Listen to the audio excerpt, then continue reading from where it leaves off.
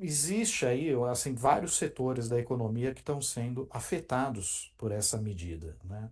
O agronegócio é um deles. Como que você avalia a reação do empresariado diante dessa movimentação do clã Bolsonaro, né?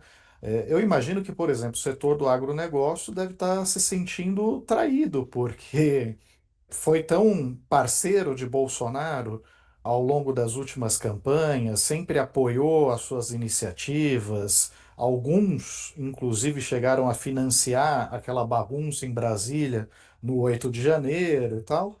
E eu imagino que essa turma agora deve estar tomando um prejuízo considerável, não?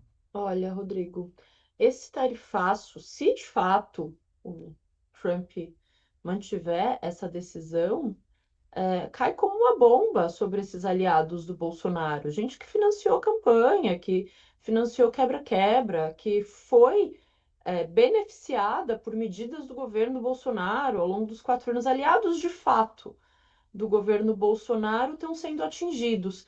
E aliados políticos do Bolsonaro também têm se afastado criticando essa medida. Uma senadora do Mato Grosso, que é uma representante do agro, ela deu uma entrevista chamando o Eduardo Bolsonaro de moleque, falando o impacto que esse moleque está causando é gravíssimo. Os produtores de café estão extremamente preocupados com o que vai acontecer, porque os Estados Unidos é um dos principais consumidores. Eles já falaram que eles estão fechando negócio com outros compradores agora, principalmente com o Egito, Irã e China, estão ampliando a cartela de clientes, mas os Estados Unidos continua sendo um consumidor muito importante.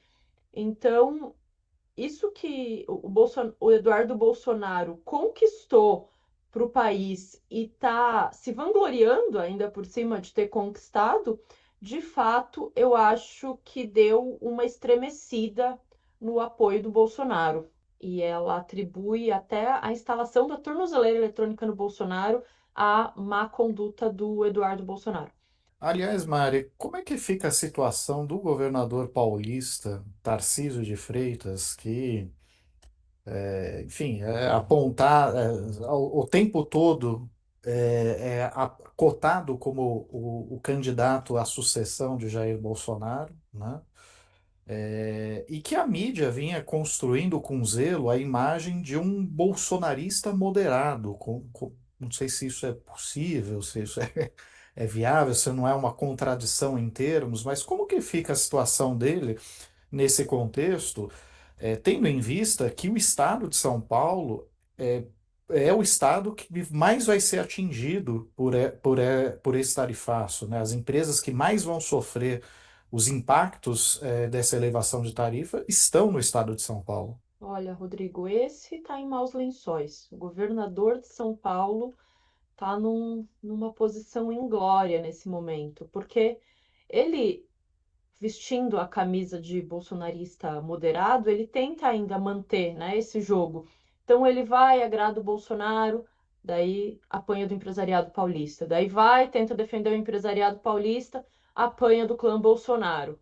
Então a gente percebe que a grande imprensa que vinha construindo essa imagem do Tarcísio como o possível presidente de 2026, o possível grande arqui-inimigo do Lula em 2026, já deu uma baixada na bola, já está tratando com mais cautela e também tá incomodada com essa coisa dele querer ficar dos dois lados, dele não escolher uma posição nesse momento. Porque se o governador não tomar para si essa responsabilidade de negociar em defesa do empresariado paulista, vai ficar muito ruim para ele. Então ele chegou num momento que me parece ele vai ter que resolver esse dilema. Se ele continua um aliado servil fiel ao Jair Bolsonaro, que logo mais vai ser preso, ou se ele vai abrir mão de ser esse aliado e vai construir a carreira política dele independente disso. Se o Lula recuar, ele tem mais a ganhar ou a perder nessa história? Tenho lido muito que o setor do agro, dos produtores, tem falado, tem se articulado sobre essa decisão do tarifaço. eles têm pedido para o Lula não aplicar a lei de reciprocidade. Eles acreditam que isso ia prejudicar ainda mais o país. Mas, ao mesmo tempo, a gente já viu, já acabei de falar isso sobre o café, né? Eles estão ampliando a cartela de clientes.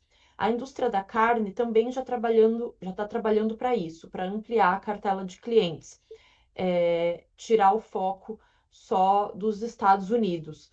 Então, me parece que a estratégia do Lula, que não é de hoje, já foi uma estratégia do Lula 1 e Lula 2, de não focar a sua política externa só nos Estados Unidos, de fazer esse trabalho de diplomacia muito mais amplo do que governos de direita costumam fazer, vai ser um trunfo nesse momento. Vai contribuir para que o empresariado brasileiro, que está sendo prejudicado por essa medida, tenha canais abertos em outros países, em outras regiões do mundo, para conseguir estabelecer novos mercados.